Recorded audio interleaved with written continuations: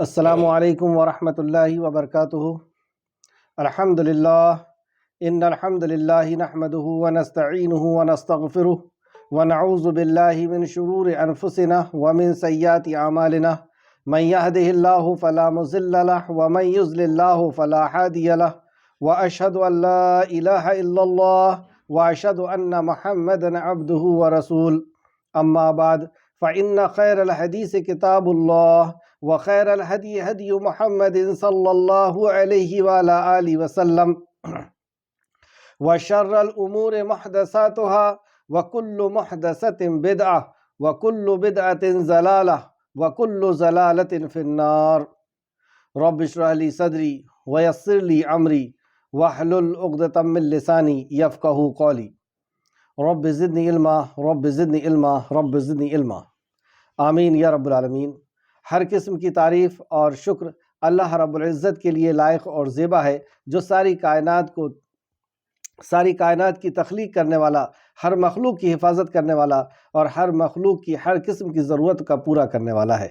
درود و سلام ہو انبیاء اکرام پر، جنہیں جن اور انس کی رشد و ہدایت کے لیے مبعوث فرمایا گیا، خصوصاً نبی مکرم رحمت للعالمین امام الانبیاء محمد صلی اللہ علیہ وسلم پر۔ معزز سامعین اکرام، آج انشاءاللہ تعالی سورہ محمد صلی اللہ علیہ وسلم سورہ محمد کی ایک رکوع رہے گی انشاءاللہ۔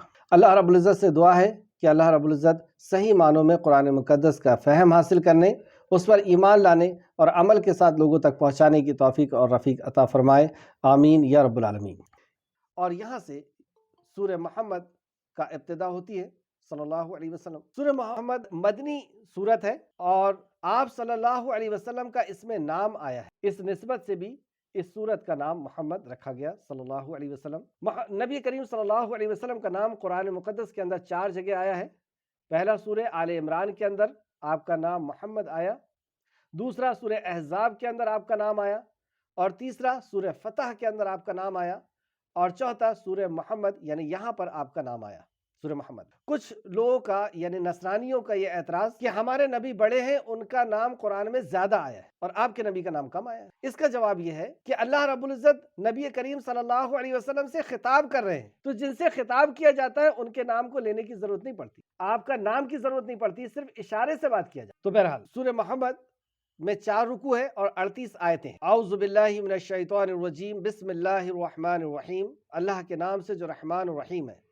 الذین کفروا وصدوا عن سبیل اللہ وضل اعمالہم، جن لوگوں نے کفر کیا اور وہ دوسروں کو اللہ کی راہ سے روکا، اللہ نے ان کے اعمال ضائع کر دیے۔ جن لوگوں نے کفر کیا یعنی انکار کیا، یا اللہ کا انکار کیا، یا نبی کا انکار کیا، قرآن کا انکار کیا، آخرت کا انکار کیا، تقدیر، کسی کا بھی انکار کیا انہوں نے، اللہ کا یا اللہ کے نبی کا یا قرآن کا، انہوں نے کفر کیا۔ تو جن لوگوں نے کفر کیا اور لوگوں کو اللہ کے راستے سے روکا بھی ہے، اور یہ مشرکین مکہ نے یہ دونوں کام کی، ایک تو کفر کیا، انکار کیا انہوں نے، چلو ٹھیک ہے انکار کیا، دوسرا یہ کہ جو اسلام میں آتے تھے ان کو آنے سے روکا جاتا تھا، اور جو آ جاتے تھے انہیں مار کر کے مارا جاتا تھا تاکہ وہ واپس لوٹ جائے۔ یہیں تک نہیں ہوا، 13 سال انہوں نے ستایا، پریشان کیا، ظلم اور ستم ان کے اوپر ڈھائے، اور جو لوگ مکہ سے نکل کر کے مدینہ چلے گئے اور دوسرے مقامات پہ چلے گئے نبی کے حکم سے صلی اللہ علیہ وسلم، اور پھر آخر میں اللہ رب العزت کے حکم سے نبی کریم صلی اللہ علیہ وسلم بھی مکہ سے مدینہ تشریف لے گئے۔ اب مدینہ کے اندر ایک چھوٹی سی ریاست قائم ہوئی، کیونکہ ایک ہی سوچ کے لوگ تھے، سب اللہ رب العزت کی وحی کے مطابق زندگی جینا چاہتے تھے، تو ان کا وہ قبیلائی نظام ختم کر کے خالق کائنات کے نظام کو قائم کیا گیا کہ اب لباس ویسا ہوگا جیسا اللہ چاہتا ہے، اب پینا وہ ہوگا جو اللہ چاہتا ہے، اب کھانا وہ ہوگا جو اللہ چاہے گا، اب ہمارے بیچ میں انصاف ویسے ہوگا جیسے اللہ رب العزت نازل کرے گا۔ تو اس طریقے سے ایک چھوٹی سی ریاست قائم ہوئی اور امن اور امان کے ساتھ مدینہ والے رہنے لگے، جہاں پہ شراب نہیں تھی، جہاں عورتوں کے ساتھ بے عزتی نہیں تھی، جہاں عورتوں کو زندہ دفن کرنا نہیں تھا، جہاں 40 اور 50 عورتوں کو اپنے نکاح میں رکھنا نہیں تھا، جہاں پہ ماں باپ کے حقوق تھے، جہاں پہ بچوں کے حقوق تھے، جہاں پہ بیوی اور پڑوسی کے حقوق تھے، جہاں پر شراب حرام تھی، جہاں پر جوا اور چوری کی سزا تھی، ایسے امن و امان والے ماحول میں اب صحابہ اکرام رہنے لگے۔ لیکن مدینہ والوں کو ابھی بھی برداشت نہیں ہوئی، یہ ابھی بھی ان لوگوں کو ختم کرنے کی اور اسلام کو مٹا دینے کی کوشش میں لگے رہتے. مدینہ کے آس پاس گھومتے, کبھی جانوروں کو چرا کر کے لے جاتے, کبھی کوئی ان کو قافلہ مل جاتا تو اس کو لوٹ لیتے, مار ڈالتے. اور اب یہ پلاننگ کر کے آنے لگے کہ مدینہ کو ختم ہی کر دیا جائے. اور پھر یہ اللہ رب العزت کی مدد سے بدر کے مقام پر یہ مقابلہ ہوا.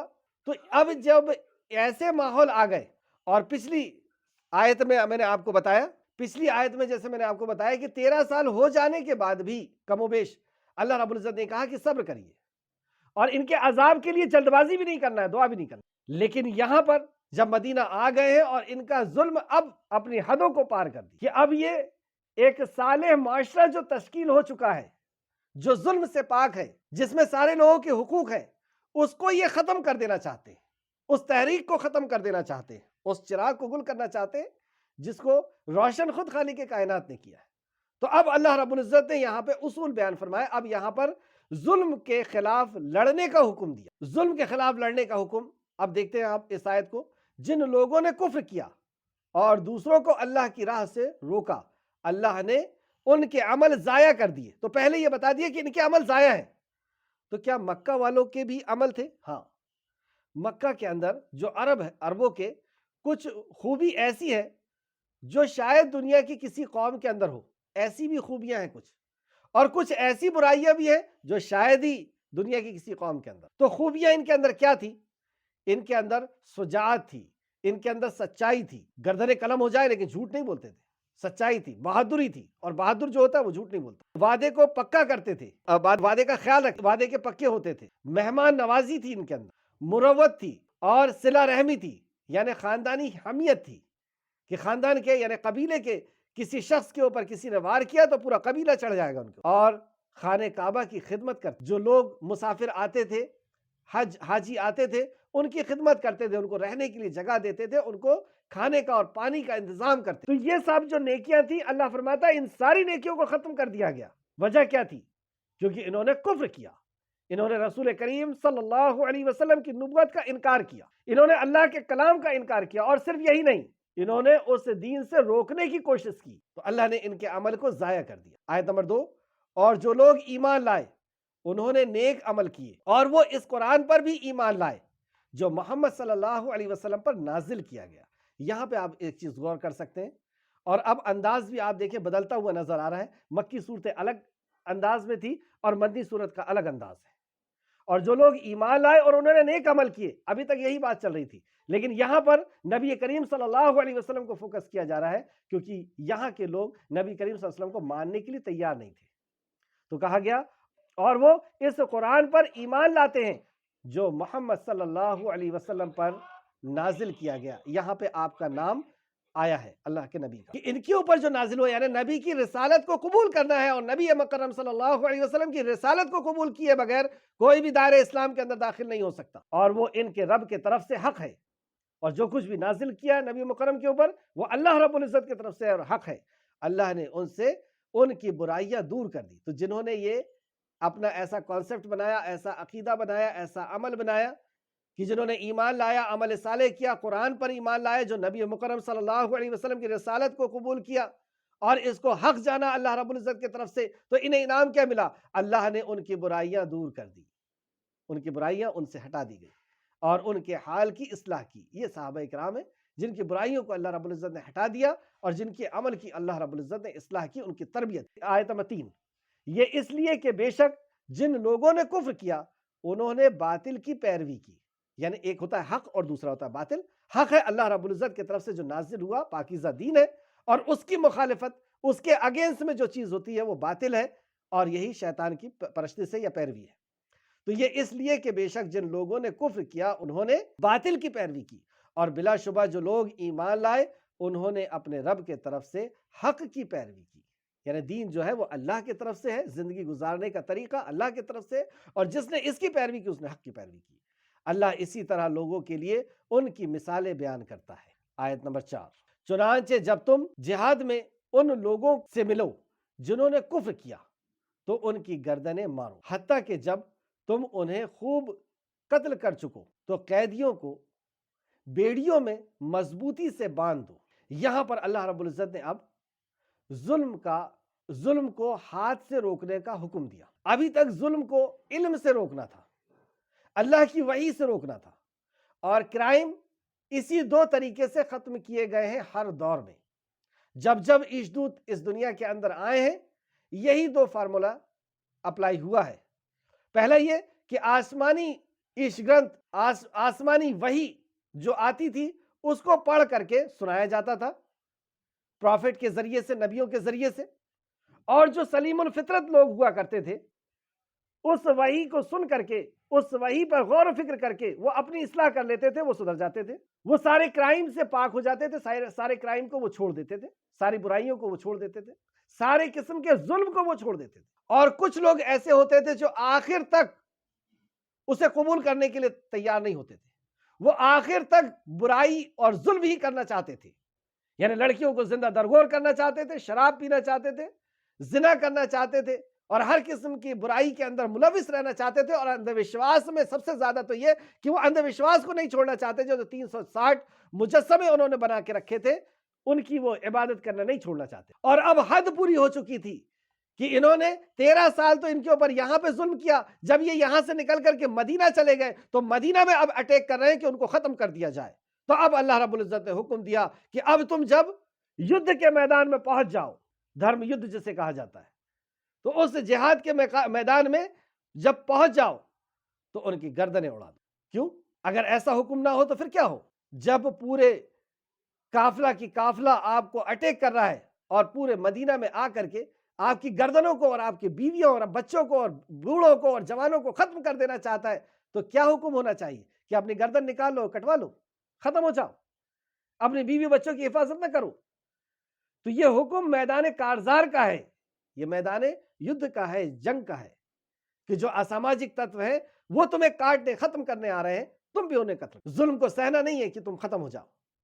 پھر اس کے اصول بتائے گئے کہ جب یہ چیز مارکا ہو جائے اس کے بعد پھر انہیں قید کر۔ اب یہ دوسرا حصہ ہے۔ اچھا، یہاں پر بھی کئی رولز بنائے گئے جو اس کے پہلے کی کلاسوں میں بتایا جا چکا کہ رولز کیا ہوں گے جب ان کے طرف سے آکرمن ہوگا، پھر یہاں سے اس کی جوابی کاروائی کی جائے گی، اس کے پہلے معاہدہ ہوگا، اس کے پہلے بات کی جائے گی، اس کے پہلے دعوت پیش کی جائے گی، امن و امان کا پیغام پیش کیا جائے گا، اور بہت سے اور ایسے رولز ہیں۔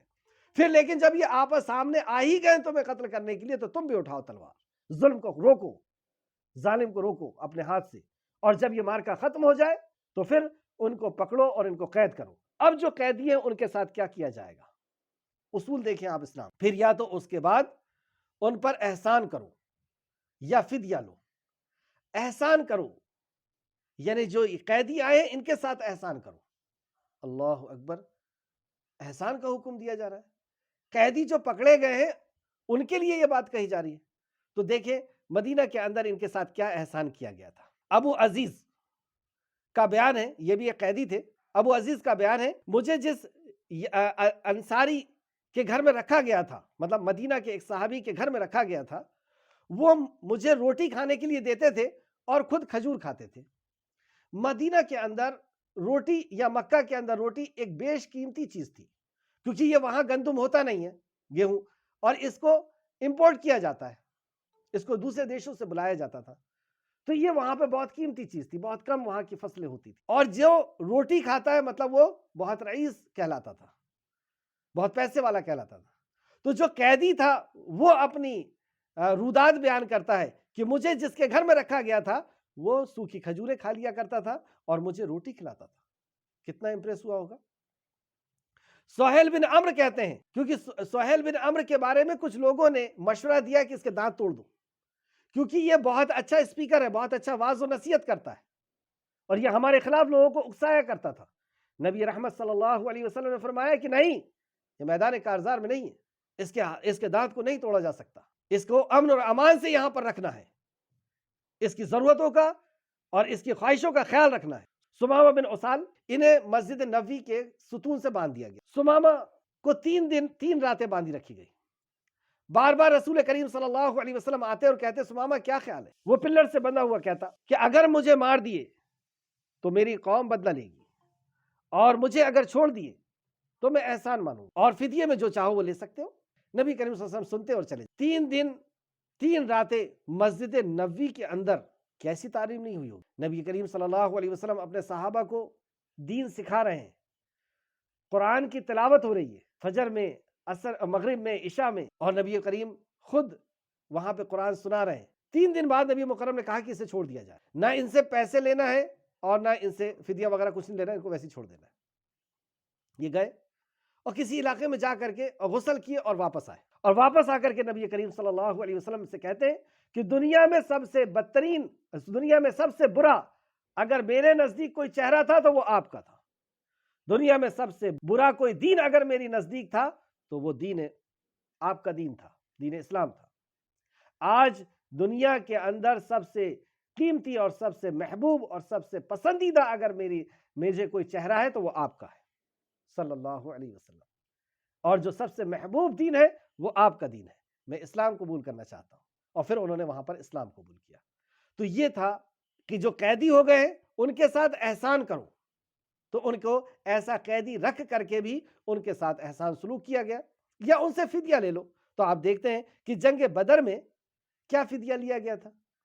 جنگ بدر میں یہ فدیہ لیا گیا کہ 10 ہمارے لوگوں کو آپ علم سکھائیں گے، علم کی فضیلت۔ یہ کیا علم سکھاتے جو قیدی بن کر کے آئے تھے؟ یہ کیا قرآن و حدیث سکھاتے؟ نہیں، یہ دنیاوی علم جس کو ہم کہتے ہیں، حالانکہ دنیاوی علم کوئی نہیں ہوتا۔ تو کوئی جغرافی کے جاننے والے تھے، کوئی میتھس کے جاننے والے تھے، کوئی فلک کے جاننے والے تھے، ان کو یہ علم ہمارے بچوں کو سکھاؤ۔ تو علم سے اسلام نے روکا نہیں ہے۔ ایسے ٹائم پر بھی ایسے دشمنوں کو چھوڑ دیا جائے گا اگر تم ہمیں علم سکھا۔ آپ سوچ سکتے ہیں کیا فضیلت ہے علم کی۔ تو یہاں پہ اللہ نے فرمایا کیا تو ان سے فدیہ لے لو، حتیٰ کہ لڑائی اپنے ہتھیار ڈال دے، یہاں تک کہ لڑائی ختم ہو جائے، یہ حکم ہے۔ اور اگر اللہ چاہتا تو ضرور خود ان سے بدلہ لیتا۔ سبحان اللہ، یہ بھی ایک بہت اہم بات ہے کہ یہ دشمن ہے نا دین کے، اور دین کس کا؟ اللہ کا، تو اللہ خود ہی ان سے بدلہ لے لے۔ تو اللہ نے فرمایا اللہ چاہتا تو ضرور ان سے بدلہ لے لیتا۔ اللہ کے لیے کیا حکم، اللہ رب العزت کے لیے کیا مشکل ہے؟ اس کا تو حکم صرف ہوتا کن فیکون، اور سارے کے سارے دشمن ختم ہو جاتے۔ اس کی مرضی کی ہر چیز محتاج ہے۔ ہم ایک ایک سانس اللہ رب العزت کے محتاج ہے، ایک ایک دھڑکن اللہ رب العزت کے حکم کی محتاج ہے۔ ہماری نیند اور نیند سے جاگنا، ہمارا کھانا پینا اور کھانے پینے کو ہضم کرنا، سب کچھ اللہ رب العزت کے محتاج ہے۔ تو اللہ چاہتا تو خود انتقام لے لیتا، ارے فرشتوں کی فوج کو پہنچا دیتا، ان کو الٹا لٹکا دیتی، ویسی آرڈر دے دیتا، ویسی مر جاتے۔ لیکن اللہ نے ایسا نہیں کیا، وجہ کیا ہے؟ اور اس کے پہلے بھی آپ دیکھیں کہ جب انبیاء اپنی بستیوں سے نکل جاتے تو پھر وہاں پر عذاب آتا، یعنی جبرائیل علیہ السلام عذاب کو لے کر کے آتے اور ختم کر دیتے۔ لیکن یہاں پر ویسا بھی نہیں ہو رہا ہے، اللہ کی طرف سے کوئی عذاب بھی نہیں آ رہا ہے۔ تو اس کے پیچھے کیا وجہ اور کیا حکمت کار فرما ہے، اس پہ غور کریں گے۔ اگر اللہ چاہتا تو ضرور خود ان سے بدلہ لے لیتا، ان سے انتقام لے لیتا، لیکن اس نے تمہیں حکم دیا ہے تاکہ وہ تمہیں ایک دوسرے سے آزمائے۔ یہ اللہ کی آزمائش چل رہی ہے کہ اللہ آزمانا چاہتا ہے کہ اس کے دین کو بچانے کے لیے، اس کی شریعت کو بچانے کے لیے کون اب سامنے آتا ہے اور کون منافق چھپا ہوا ہے، اس کو اللہ، کیونکہ یہ مدینہ ہے، مدینہ میں منافق بھی آ چکے ہیں، منافق بھی ان کی مسلمانوں کی صفوں میں گھس چکے ہیں۔ تو اللہ رب العزت اب انہیں چھاٹ رہا ہے، اور جو مومن ہیں ان کو ان کے بلند درجات کے اندر پہنچانے والا ہے، جو ہم آگے پڑھنے والے ہیں۔ لیکن اس نے تمہیں حکم دیا تاکہ وہ تمہیں ایک دوسرے سے آزمائے، اور جو لوگ اللہ کی راہ میں قتل کیے گئے ہیں یعنی شہید کیے گئے ہیں تو اللہ ان کے اعمال ہرگز ضائع نہیں کرے گا۔ تو جو شہید کیے گئے ہیں ان کے اعمال اللہ رب العزت ضائع نہیں کرے گا۔ اس تعلق سے ایک حدیث نوٹ کریں، مسند احمد جلد نمبر 4 صفحہ نمبر 200 یا حدیث نمبر 200، اور یہ تفسیر ابن کثیر جلد نمبر 5 صفحہ نمبر 472 سے میں اس کو بیان کر رہا ہوں، 472۔ رسول اللہ صلی اللہ علیہ وسلم نے فرمایا شہداء کو خون کا پہلا قطرہ گرنے سے پہلے 6 باتیں عطا کر دی جاتی ہیں۔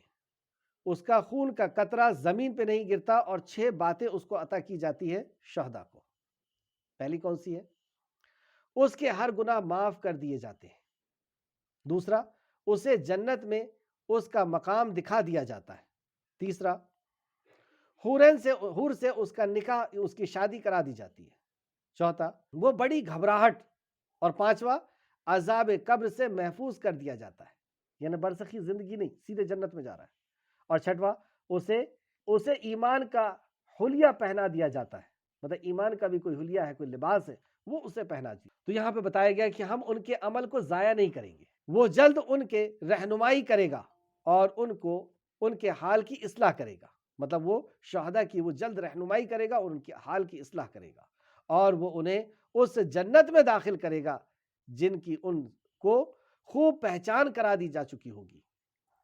ان کو ایسی جنت میں داخل کرے گا جن کی ان کو پہچان کرائی گئی ہے۔ تو اس کے دو مطلب ہیں، ایک تو دنیا میں بھی پہچان کرائی گئی ہے کہ ہمیں اللہ رب العزت ایسے انعامات سے نوازنے والا ہے اگر ہم اس کے حکم کے مطابق زندگی جئیں گے، یعنی اللہ کا حق ادا کریں گے، مخلوق کا حق ادا کریں گے، حقوق اللہ اور حقوق العباد، لوگوں کے حق اس کا حق پورا کریں گے اور ظلم نہیں کریں گے، تو اللہ رب العزت نے جو جنت کا وعدہ کیا وہ ہمیں اس کی پہچان کرائی ہے۔ دوسرا اس کا مطلب یہ ہے کہ ہر جنتی اپنی جنت کو پہچانے گا، وہ ایسے اس جنت کے اندر داخل ہوگا جیسے کہ آج ہمیں کسی بڑے شہر کے اندر چھوڑ دیا جائے اور کہا جائے کہ تم اپنے شہر میں جاؤ، تو ہم اپنے اسٹیٹ میں بھی آئیں گے، اپنے ڈسٹرکٹ میں بھی آئیں گے اور اپنے شہر میں بھی آئیں گے اور پھر اپنے محلے میں بھی اور اپنے گھر میں بھی آ جائیں گے۔ اسی طریقے سے جب جنت کے دروازے میں یہ چھوڑے جائیں گے تو یہ اپنی جنت تک پہنچ جائیں گے۔ کیا حکمت ہو سکتی ہے اس کی؟ آپ دیکھیں کہ اگر ہم کسی سونے کے محل کے اندر بھی پہنچا دیے جائیں، یعنی 5 اسٹار ہوٹل میں ہم اگر رہے تو ہمیں وہ سکون اور اطمینان حاصل نہیں ہوتا جو ہماری جھوپڑی میں ہوتا ہے۔ تو اللہ رب العزت اس کا انتظام ہمارے ذہن کے اندر پہلے سے کر دیا کہ تم اپنی جنت کو پہچانو گے، یعنی تمہیں اپناپن لگے گا وہاں پر، تمہیں اپنی پہچان ہوگی اور وہاں جا کر کے تم یہی تو کہو گے کہ ہاں ہمیں ایسا ہی ملا تھا کھانے کی۔ اس تعلق سے ایک حدیث دیکھتے ہیں جو امام بخاری نے روایت کی ہے اور 2 جگہ روایت کی ہے۔ ابو سعید خدری رضی اللہ عنہ سے روایت ہے کہ آپ صلی اللہ علیہ وسلم نے فرمایا، مومن جب آگ سے نجات جائیں گے، مطلب جو مومن توحید پرست ہوں گے لیکن بڑے گناہ کی وجہ سے جو جہنم میں ڈال دیے جا چکے تھے، تو انہیں جب عذاب سے نکالا جائے گا اور جنت اور جہنم کے درمیان ایک پل پر روک لیا جائے گا اور وہ ایک دوسرے سے ان کے مظالم کا بدلہ لیں گے، یعنی جس کے اوپر اس نے ظلم کیا ہے تو وہ اپنے ظلم کا اس پل کے پاس بدلہ لے گا جو دنیا میں ان کے مابین تھی، آس پاس آمنے سامنے تھی، حتیٰ کہ وہ جب پاک صاف کر دیا جائے گا، یعنی ظلم کا بدلہ ہو جائے گا اور اب پاک ہو گیا، وہ پہلے جہنم میں بھی جلا ہے، تو انہیں جنت میں داخل ہونے کی اجازت دے دی جائے گی۔ اس کے بعد کیونکہ وہ توحید پرست تھا نا، اس لیے اس کو جنت میں، کیونکہ ایمان والا تھا، دیکھیں آپ شروع میں ہی نبی مکرم نے فرما دیا مومن جب آگ سے نکالا جائے گا، یعنی مومن نکالا جائے گا آگ سے، غیر مومن آگ سے نہیں نکالا جائے گا، مشرک کبھی آگ سے نہیں نکالا جائے گا، جو مومن ہے وہ نکالا جائے گا، جو توحید مومن ہے نا، ایمان ہے نا توحید، تو جو توحید پرست ہے وہ آگ سے نکالا جائے گا اور وہ پل کے پاس روک کر کے اس نے جس کے اوپر ظلم کیا، ظلم کا وہ بدلہ لیا جائے گا آپس میں، اور پھر اس کو جنت کی طرف پہنچایا جا رہا ہے۔ تو آپ نے فرمایا تو انہیں جنت میں داخل کرنے کی اجازت دے دی جائے گی، پس اس ذات کی قسم جس کے ہاتھ میں میری جان ہے، یعنی رسول کریم صلی اللہ علیہ وسلم نے اللہ کی قسم کھائی، اور اس کے بعد فرمایا ان میں سے ہر کوئی جنت میں ایک گھر کے راستے کو اپنے دنیا کے گھر کے نسبت کہیں زیادہ صحیح جاننے والا ہوگا، یعنی اپنے گھر کو جیسا وہ پہچانتا ہے، راستے کو پہچانتا ہے، اس سے زیادہ کہیں زیادہ اچھے سے وہ اپنے اس جنت کے راستے کو پہچانتا ہوگا۔ یہ اس کے برین میں ڈالے گا اللہ رب العزت۔ بخاری شریف حدیث نمبر 2440 بخاری شریف دوسری جگہ 6535 اور تفسیر ابن کثیر جلد نمبر 5 صفحہ نمبر 473۔ واپس آئے آیت نمبر، وہ جلد ان کی رہنمائی کرے گا اور ان کے حال کی اصلاح کرے گا۔ آیت نمبر 6، اور وہ انہیں اس جنت میں داخل کرے گا جن کی ان کو خوب پہچان کرائی جا چکی ہو۔ آیت نمبر 7، یا ایھا الذین آمنوا ان تنصروا اللہ ینصرکم ویثبت اقدامکم۔ یہ وعدہ صرف اس وقت نہیں، یہ کلام قیامت تک کے لیے ہے، اور قیامت تک اللہ رب العزت کا یہ وعدہ ہے۔ یا ایھا الذین آمنوا، اے وہ لوگو جو ایمان لائے ہو، ان تنصروا اللہ ینصرکم، تم اللہ کی مدد کرو وہ تمہاری مدد کرے گا، یعنی تم اللہ کے دین کی مدد کرو وہ تمہاری مدد کرے گا، وَيُثَبِّتْ أَقْدَامَكُمْ، اور تمہارے قدم کو وہ جمع دے گا۔ اور اگر دین کی مدد نہیں کیے تو آگے والی آیت میں اس کا جواب آ رہا ہے۔ اس قسم سے اس مضمون کی ایک آیت اور بھی ہے، سورہ حج آیت نمبر 40 کے اندر بھی اللہ رب العزت نے یہ فرمایا ہے، سورہ حج آیت نمبر 40، اور جو شخص اللہ کی مدد کرتا ہے، یعنی اللہ کے دین کی مدد کرتا ہے، اللہ اس کی ضرور مدد کرتا ہے۔ کون وعدہ کر رہا ہے؟ ساری کائنات کا خالق اور مالک، کہ اگر تم میرے دین کی مدد کرو گے تو میں تمہاری مدد کروں گا، تو میں مدد کروں گا، ورنہ مدد کی امید رکھنا مناسب نہیں ہے۔ ہم اپنی آنکھوں سے اس دین کو مٹتا ہوا، ختم ہوتا ہوا دیکھ رہے ہیں، جس دین کو نبی مکرم صلی اللہ علیہ وسلم نے اپنے خون سے سینچا، جس کو صحابہ اکرام نے اپنی گردنوں کو گاجر اور مولی کی طرح کٹوا کر کے جس کو بچا کر کے رکھا، جس دین کو بچانے کے لیے نبی کریم صلی اللہ علیہ وسلم نے نہ دین کو دن سمجھا، نہ رات کو رات سمجھا، نہ کبھی اپنے زخموں پہ ترس کھائے، نہ کبھی بڑھاپے کا لحاظ کیا، وہ دین ہماری چوکھٹ میں آ کر کے دم توڑ رہا ہے۔ ہمارے بچوں کے اندر سے، ہمارے گھر والوں کے اندر سے، ہماری خاندان، ہمارے رشتہ داروں، ہمارے پڑوسی کے ساتھ سے وہ دین نکل رہا ہے، اور ہمیں اس کو روکنے کی، اس کو بچانے کی، اس کی مدد کرنے کی، اس دین کی ہمیں کوئی ضرورت محسوس نہیں ہو۔ کیا محبت ہے ہماری دین سے، کیا محبت ہے ہماری رسول کریم صلی اللہ علیہ وسلم سے اور آپ کے مشن سے؟ صحابہ اکرام کی قربانیوں کو ہم نے کیا کیا؟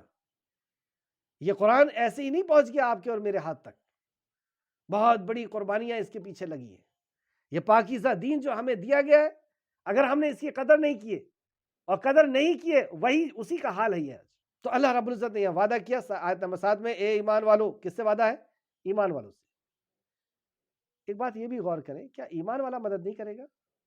اصل میں یہاں پر ایمان والوں میں کچھ لوگ مکس ہو گئے، جس کے آگے وضاحت ہو رہی ہے۔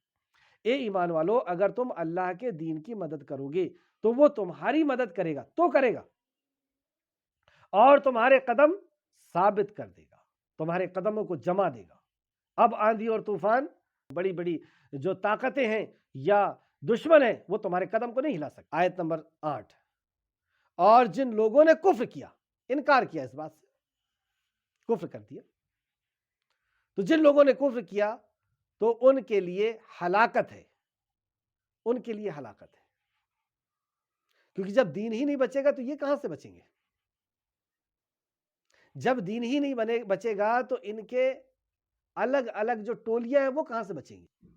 بہرحال، اور جن لوگوں نے کفر کیا تو ان کے لیے ہلاکت ہے، اور وہ اللہ ان کے اعمال ضائع کر دے گا، ان کے اعمال ضائع کر دے گا۔ آیت نمبر 9، یہ اس لیے کہ بے شک انہوں نے اس چیز کو ناپسند کیا جو اللہ نے نازل کیا تھا۔ اللہ نے نازل کیا تھا کہ تمہیں ظلم کا مقابلہ کرنا ہے تلوار سے، اللہ نے نازل کیا تھا کہ اس قرآن کو لوگوں تک پہنچا دو، اللہ نے حکم نازل کیا تھا کہ یہ جو حکم ہے اس پر تمہیں عمل کرنا ہے، تو اس کو تم نے ناپسند کیا، جو احکام و مسائل آئے اس کو تم نے ناپسند کیا۔ جب دین کی بقا کے لیے، دین کو سپورٹ کے لیے، دین کی حفاظت کے لیے جس چیز کا تقاضا ہوگا اس تقاضے کو پورا کرنا ہوگا۔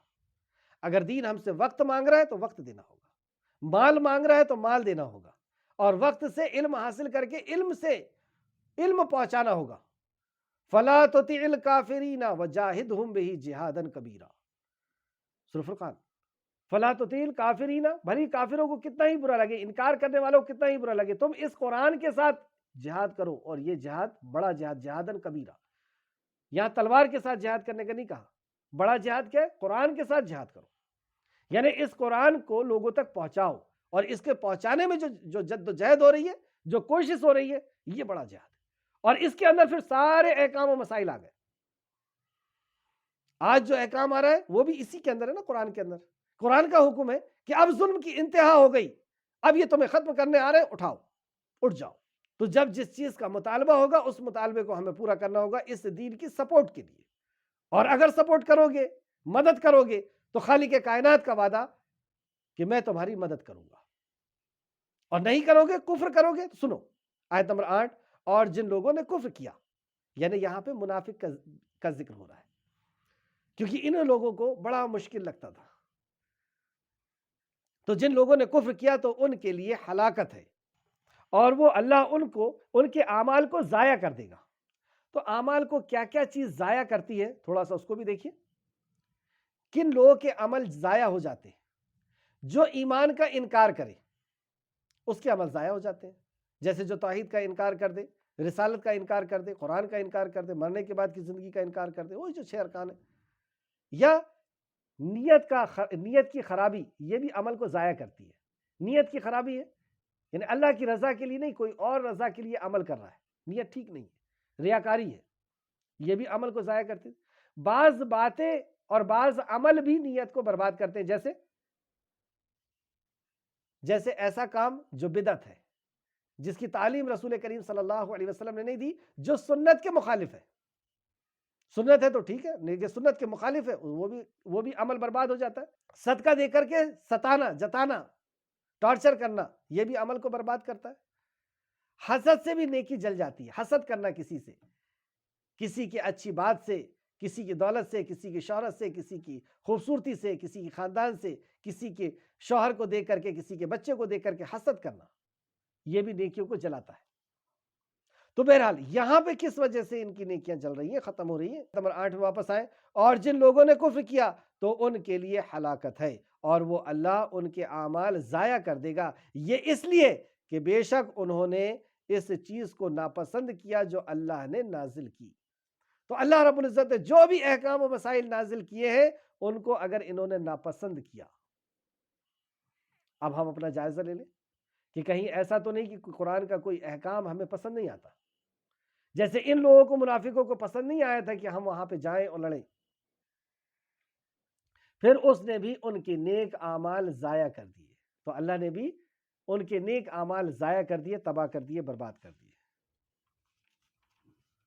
اللہ ہم سب کی حفاظت فرمائے اور ہم سب کو پورے کے پورے دین کو کی محبت ہمارے دلوں کے اندر داخل فرمائے۔ آج کی کلاس کی آخر 2 آیت نمبر 10، کیا پھر وہ زمین میں چلے پھرے نہیں کہ دیکھتے ان لوگوں کا انجام کیسا ہوا جو ان سے پہلے تھے۔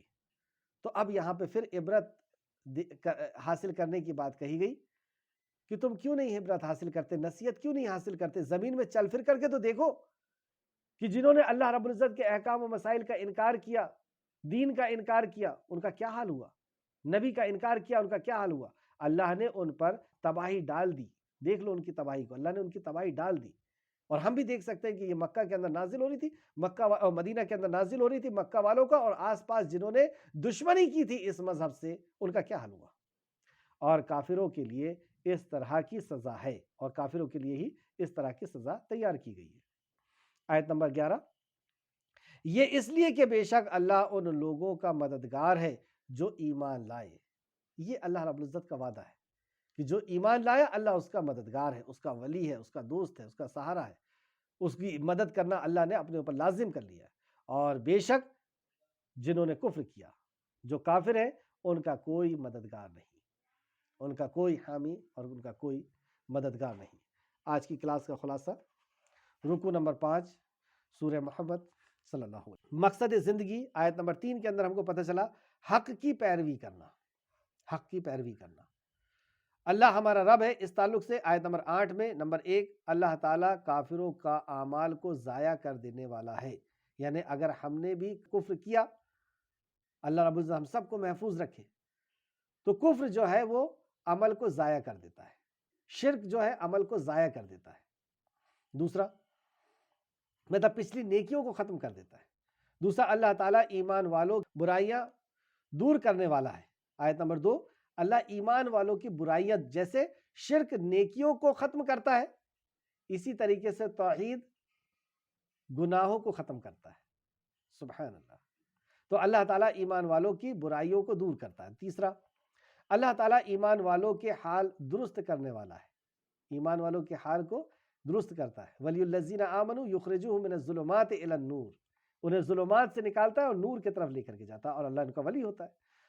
چوتھا، اللہ تعالیٰ لوگوں کے لیے ان کے مثالیں بیان کرتا ہے، لوگوں کو سمجھانے کے لیے مثالیں بیان کرتا ہے، آیت نمبر 3 کی روشنی میں۔ پانچواں، جو لوگ اللہ تعالیٰ کی راہ میں مارے جاتے ہیں اللہ تعالیٰ ان کے اعمال کو ہرگز ضائع نہیں کرتا، ان کے اعمال کا بہت بڑا بدلہ اللہ رب العزت عطا کرتا ہے انعام کے طور پر، یہ آیت نمبر 4 کی روشنی میں۔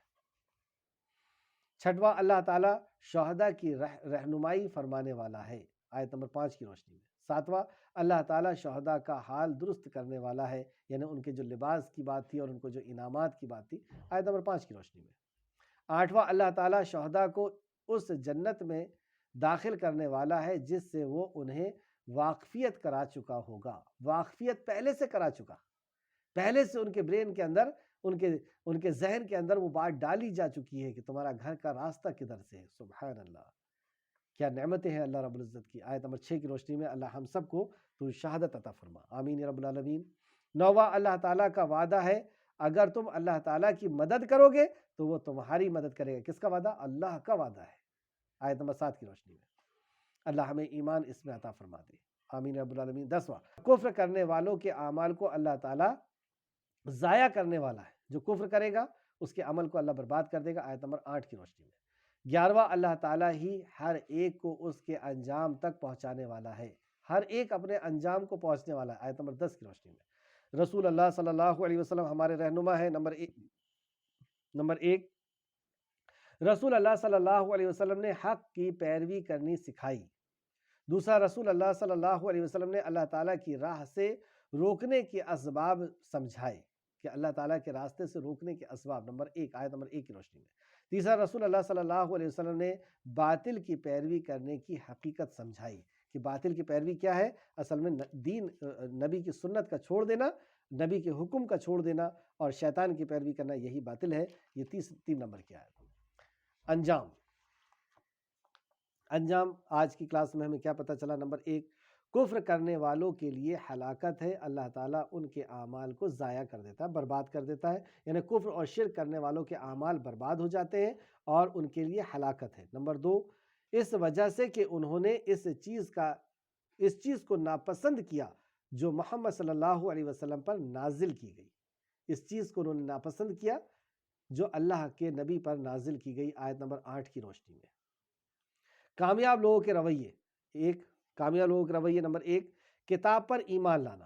آج جو آیتیں ہم نے پڑھی اس میں جو کامیاب لوگ تھے ان کے رویے، ان کی صفت، ان کی کوشش کیا ہے؟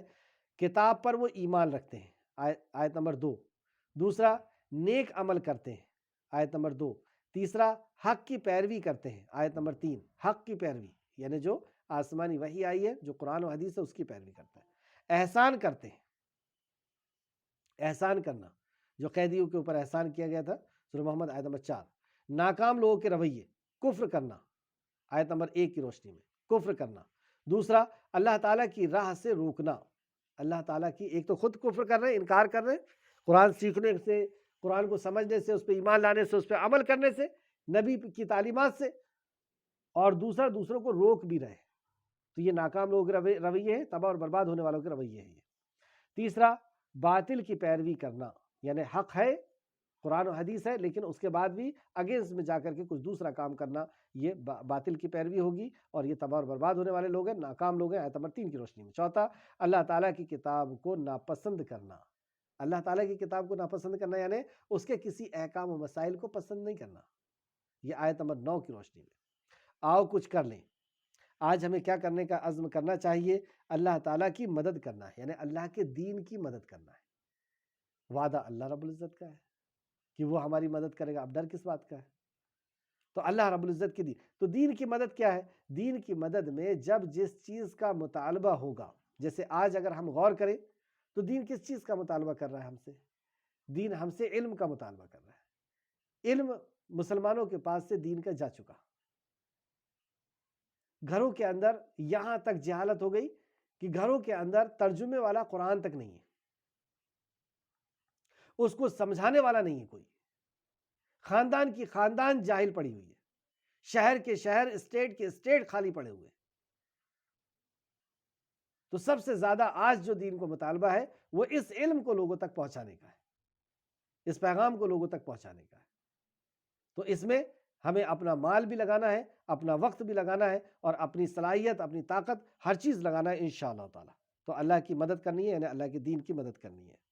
منزل ہے کہاں تیری، منزل ہے کہاں ہماری، اس کے تعلق سے نمبر 1، کیا میں نے حق کی پیروی کرنے کا ارادہ کر لیا ہے کہ اب حق کی پیروی ہوگی؟ دوسرا، کیا میں نے باطل کی پیروی نہ کرنے کا ارادہ کر لیا ہے؟ تیسرا، کیا میں نے اللہ تعالیٰ کی راہ میں روکنے کی اسباب کو جاننے کا ارادہ کر لیا ہے؟ کہ کہیں اللہ کے راستے سے میں بھی تو کسی اینگل سے کسی کو نہیں روک رہا ہوں. جیسے کئی بار ہم لوگ یا دوسرے لوگ اپنے عمل سے لوگوں کو دین سے روک لیتے ہیں. ایک بار ہم لوگ ایسی فیلڈ میں نکلے, لوگوں کو دعوت دیے, تو انہوں نے ہمیں بتایا کہ کیا تم ایسے دین کی طرف بلا رہے ہو؟ دیکھو ہمارا جو پڑوسی ہے اس نے ہمارے ساتھ یہ کیا, وہ مسلمان ہے. ایک نے مجھے اشارہ کر کے بتایا, وہ دیکھو وہ بیٹھا ہوا ہے شراب پی کر کے, وہ گانجا پی رہا ہے. ایسے دین کی طرف بلا رہے ہو؟ ایسے دین کی طرف کئی برائیاں مسلمانوں کی ترنت گرا دیا. تو دین سے ہم اپنے عمل سے بھی روک رہے ہیں, اپنے اخلاق سے روک رہے ہیں, اپنے کردار سے روک رہے ہیں, اپنے لین دین سے روک رہے ہیں, اپنے بزنس اور کاروبار سے روک رہے ہیں. ہم اپنے پڑوسی کو روک رہے ہیں کیونکہ ہمارا اخلاق اس کے ساتھ ایسا ہے. تو دین سے روکنا ایک یہ بھی ہے. دوسرا, ہمارے پاس علم ہے قرآن اور حدیث کا, لیکن ہم اس کو بند کر کے رکھیں, نہ خود سیکھیں گے نہ دوسروں کو سکھائیں گے. ایک یہ بھی روکنا ہے کہ ہم اپنی زبان کو اللہ رب العزت کی معرفت کرانے کے لیے نہیں چلا رہے. اللہ کی توحید, اللہ کا دین بتانے کے لیے, نبی مکرم کی پاکیزہ زندگی بتانے کے لیے ہم لوگوں کے سامنے اپنا منہ نہیں کھول رہے. اور بھی ایسے اسباب کو ہم ڈھونڈیں کہ کہیں ایسا تو نہیں کہ میں بھی دین کو روک رہا ہوں. اور اگر روک رہا ہوں تو پھر آج کی آیتوں کو پڑھ کر کے دیکھ لیجئے کہ ایک تو خود بھی کفر کیا اور روکا بھی. اللہ ہم سب کو محفوظ رکھ, اے اللہ ہم سب کو محفوظ رکھ, آمین یا رب العالمین. تو تیسرا ہے, کیا میں نے اللہ تعالیٰ کی راہ سے روکنے کے اسباب کو جاننے کا ارادہ کر لیا ہے؟ تو یہ ارادہ کریں, جانیں انشاءاللہ تعالیٰ. اللہ مجھے بھی توفیق دے, ہم سب کو توفیق دے. اے خالق مالک, تو جب تک ہمیں زندہ رکھ, اس عظیم کلام سے ہمیں جوڑ کر کے رکھ, اور اس کی تعلیمات پہ ہمیں ایمان دے, اور عمل کے ساتھ لوگوں تک پہنچانے کی توفیق اور رفیق عطا فرما. اے خالق مالک, تو ہمیں جب تک زندہ رکھ, اسلام کے ساتھ ہمیں زندہ رکھ, اور ہمارا خاتمہ بالخیر فرما دے, اور نیکوکاروں کے ساتھ ہمارا شمار فرما دے. آمین یا رب العالمین. السلام علیکم ورحمۃ اللہ وبرکاتہ.